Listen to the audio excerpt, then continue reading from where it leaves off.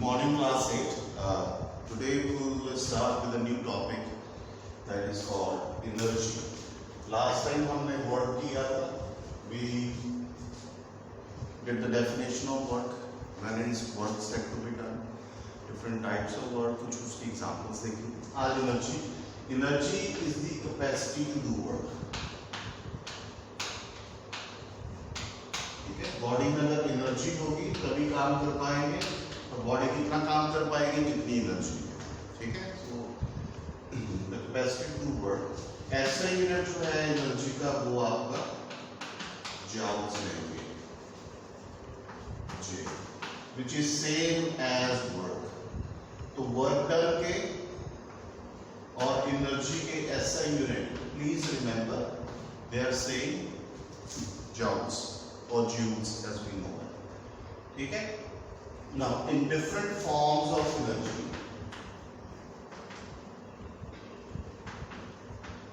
Energy के बारे में खास चीज है कि energy can neither be created nor it can be destroyed. It can be only changed from one form of energy to another form.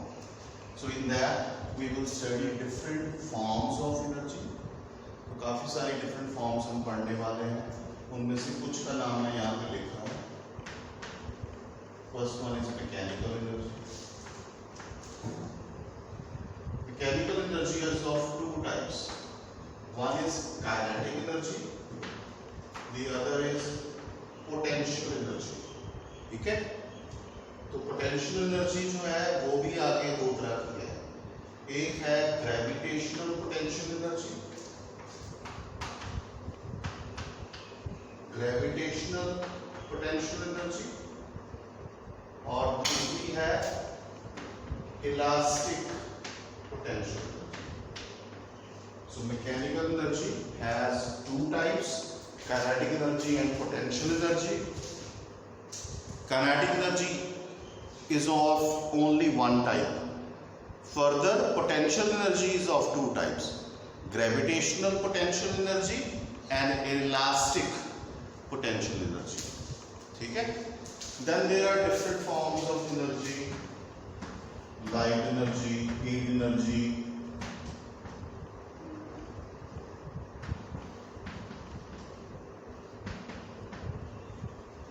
then we have nuclear energy. तो ऐसे काफी सारी एनर्जी रहती है. केमिकल एनर्जी जो हम पढ़ सकते हैं. We will study only those which are there in our 8th class syllabus.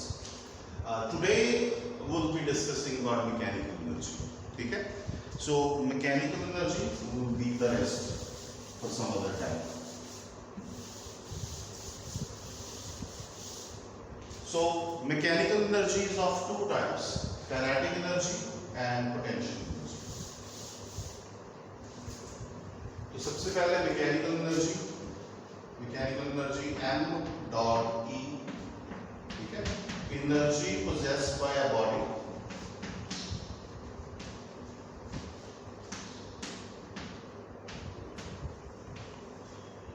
by virtue of either its position, shape or motion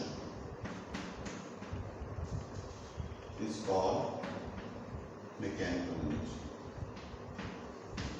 ठीक है, कोई भी बॉडी अगर उसमें एनर्जी जो है उसकी पोजीशन के करके है, पोजीशन जैसे कोई बॉडी यहाँ पे है, कोई बॉडी यहाँ पे, कोई बॉडी काफी ऊंचा है. ठीक है, तो वो पोजीशन डिफरेंट पोजीशन की वजह से अगर है या शेप की वजह से, जैसे स्प्रिंग है, नॉर्मल स्प्रिंग आप उसको खींचते हो तो उसकी शेप चेंज हो जाती है, आप उसको कंप्रेस करते हो उसकी शेप चेंज हो जाती है. ठीक है, उसमें एनर्जी आ जाती है. आप एक स्ट्रेच्ड बो, जब आप तीर कमान जिसको हम बोलते हैं, आप उसको स्ट्रेच करते हो, यू स्ट्रेच इट, और जैसे ही आप अगर छोड़ो तो वो मोशन में आ जाता है. या फिर बॉडी मोशन में है, मोशन मतलब स्पीड, वेलोसिटी. तो इन तीनों में से किसी वजह से भी अगर एनर्जी है किसी बॉडी में तो हम कहते हैं कि उस बॉडी में मैकेनिकल एनर्जी है। ठीक है। Now energy possessed by a body due to just position and shape is called potential energy, and energy possessed by a body by virtue of its motion is called kinetic energy. तो इसी में से आपकी kinetic energy और potential energy की definition निकल आएगी। Quickly मैं फिर बोल देता हूँ। Energy possessed by a body by virtue of its position and shape is potential energy, and energy possessed by a body by virtue of its motion is called kinetic energy. ठीक है। तो इसी में से डेफिनेशन आपकी निकल आई और इन दोनों को कंबाइन करते हैं तो हम ये आ जाती है। तो जैसे हमने कहा mechanical energy of two type, तो मैकेनिकल एनर्जी जो होती है किसी बॉडी की kinetic energy plus potential energy equal है।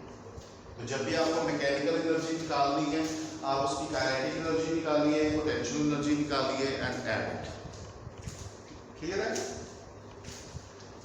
नाउ हमने पोटेंशियल एनर्जी पढ़ ली, पोजीशन एंड शेप, ठीक है, की वजह से।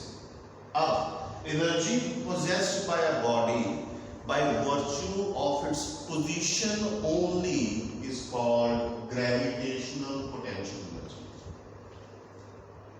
ठीक है? An energy possessed by a body due to change in its shape is called elastic potential energy. ठीक है? तो gravitational potential energy में अगर हम देखें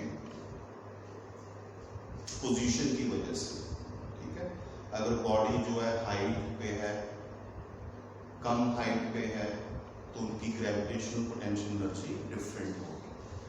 अगर हमने कोई बो स्ट्रेच किया है या स्प्रिंग को आपने खींचा है, स्ट्रेच किया है, किसी स्प्रिंग को हमने अगर कम खींचा है तो जब आप छोड़ोगे तो वो कम मोशन से मूव करता है, और आप किसी को स्ट्रेच ज़्यादा करते हो तो वो ज़्यादा fast. So that means more stretching means more energy. तो वो आपकी elastic potential energy है। I'll give you examples. When we fire a bullet, the energy possessed by a body is due to motion. काफी high speed होती है, velocity होती है, ठीक है? It possesses very high kinetic energy. अगर आप एक stone को ऐसे मारेंगे और एक bullet fire करेंगे, because bullet has more speed, ठीक है, तो उसकी kinetic energy ज़्यादा है। But we need to remember इन दोनों के एक फॉर्मूला होता है, ठीक है? तो ग्रेविटेशनल पोटेंशियल एनर्जी अगर हमें कैलकुलेट करनी है वो होती है equal to mgh, that is mass of the body, and g is gravity, acceleration due to gravity, and h is the height of the body from the surface of earth. क्या है? from surface of earth से कितनी height पे, ठीक है? तो अगर हमारे पास एक 10 kg की बॉडी है, हमारी ग्रेविटी की वैल्यू हम सरफेस ऑफ अर्थ पे 9.8 लेते हैं। हम सरफेस ऑफ अर्थ पे और थोड़ा सा ऊपर ले गए, थोड़ा नीचे, acceleration due to gravity value remains same. Either it would be given to you 9.8 meters per second square, or you may take it as 10 meters per second square if not given, ठीक है? तो 10 kg की body है, इसको हम surface of earth से 50 metre ऊपर ले गए, कितना? Height 50 metre.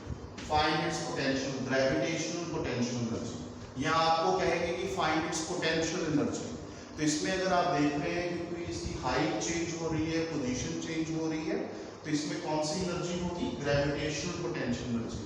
और वो भी पोटेंशियल एनर्जी एक टाइप की है, तो वी विल कैलकुलेट दैट।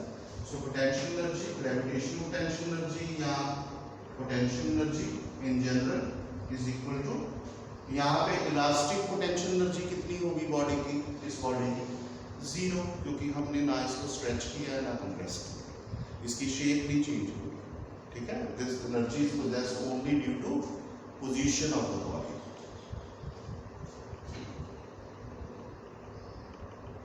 तो जैसे हमने यहाँ पे किया था mechanical energy is kinetic energy plus potential energy, तो यहाँ पे पोटेंशियल एनर्जी क्या होगी बॉडी की, gravitational potential energy plus elastic potential energy.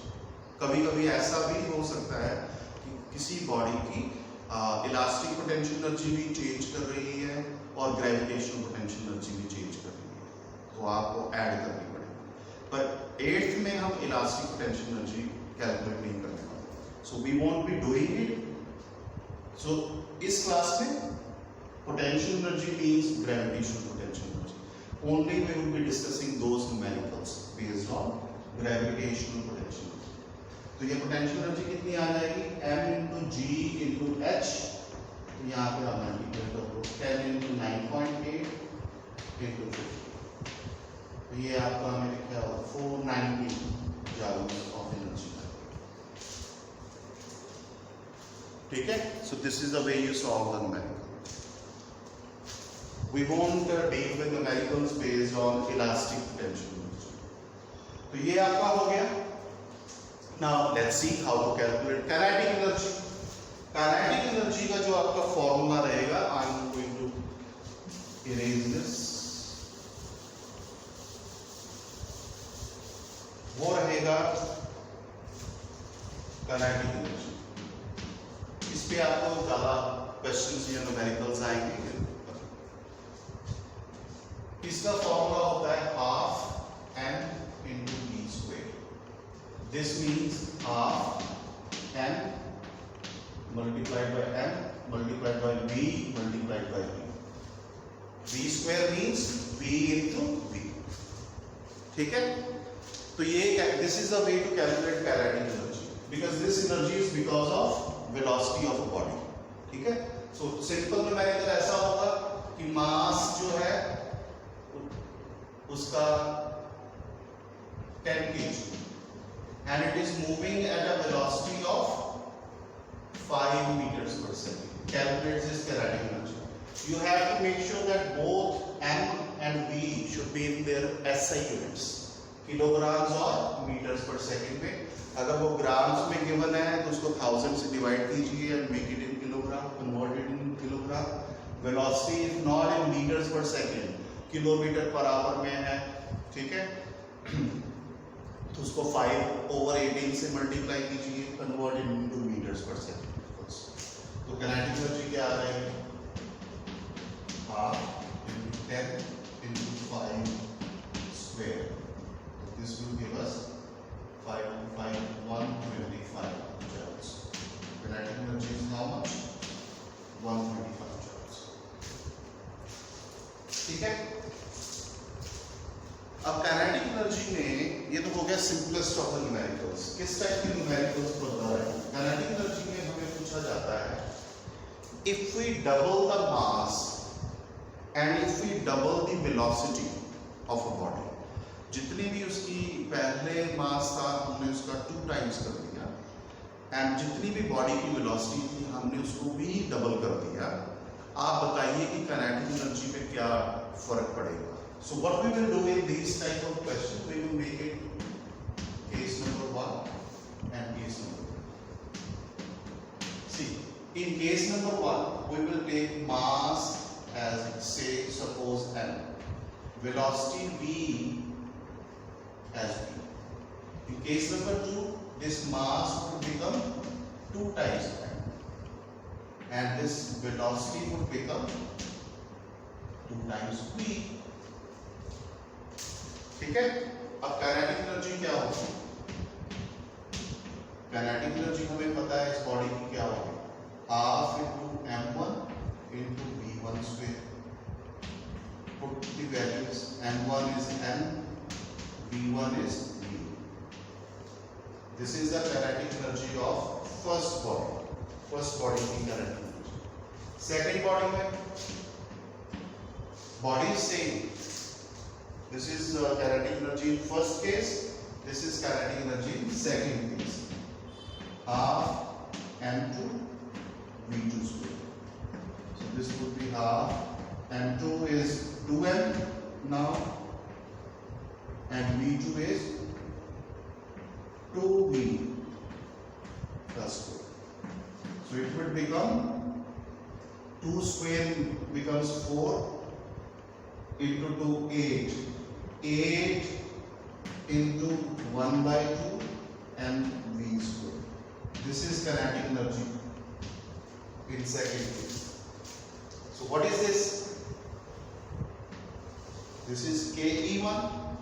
Kinetic energy in second case becomes A times kinetic energy in first.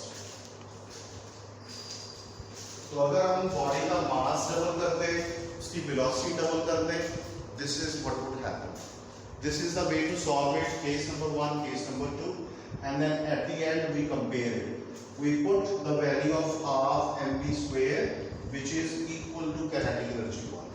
So kinetic energy in second case becomes 8 times kinetic energy in first case. ठीक है? Similarly,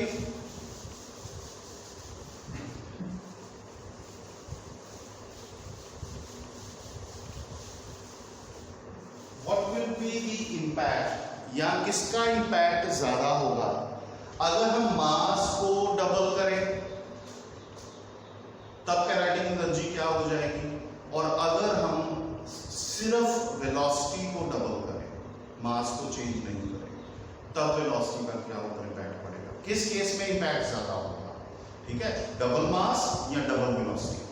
तो हम क्या करते हैं, we will take it as originally, let the mass of the body जो है वो m and the velocity of the body v, ठीक है। तो केस नंबर 1 में आपका जो है m1, उसको हम मान लेते हैं कि वो अब कितना हो गया, this is the case of double mass but no change in velocity, ठीक है। इसको हम लिख लेते हैं यहां पे, let the original mass of the body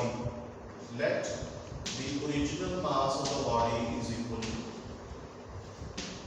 mass of body equal to m, and let original velocity of body is equal to, ठीक है। तो उसकी बॉडी की मास m था, वेलोसिटी v थी। अब हमने चेंजेस की हैं, केस 1 में क्या चेंज किया, डबल मास, तो m1 कितना हो गया 2m, और वेलोसिटी कितनी है, नो चेंज v, तो इसकी काइनेटिक एनर्जी कितनी होगी फिर, half m1 v1 square which is half 2m into, और इसकी काइनेटिक एनर्जी कितनी हो जाएगी, अगर कोई बॉडी m मास से जा रही है और उसकी वेलोसिटी v है, ठीक है, तो उसकी वेलोसिटी कितनी होगी, हाफ mv स्क्वायर, है ना।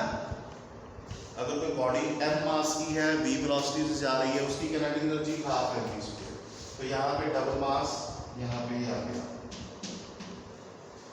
ठीक है। तो ये 2m, 2 यहाँ से बाहर आ जाएगा, तो यहाँ बन जाएगा half mv square. This half mv square is the original kinetic energy, so this becomes 2 times original kinetic energy. ये जो काइनेटिक एनर्जी है, when we double the mass becomes 2 times the original kinetic energy, and in case number 2 what we have done, mass remains same, velocity is double, so it becomes 2v. So kinetic energy in this case, second case, would become half m2 v2 square. So this is half, mass is m, velocity becomes 2v का whole square, which will become 4, 2 का square 4 into half mv square. This is the original kinetic energy. So in this case, second case, the kinetic energy becomes 4 times the original kinetic energy. तो जो velocity को double किया तो kinetic energy 4 times होगी, अगर सिर्फ मास को double किया तो 2 times. So the impact of doubling the velocity is more on the kinetic energy of the body. ठीक है? तो बस इस टाइप के क्वेश्चन आएंगे चेंज करने को, कभी दोनों को, जैसे लास्ट टाइम हमने दोनों को चेंज किया था, मास भी डबल वेलोसिटी भी डबल. इसमें आपको कंपैरिजन करना है कि अगर हम सिर्फ मास को करें या वेलोसिटी को करें, लाइक दिस. ठीक है? So please try to look at it and I will see you soon.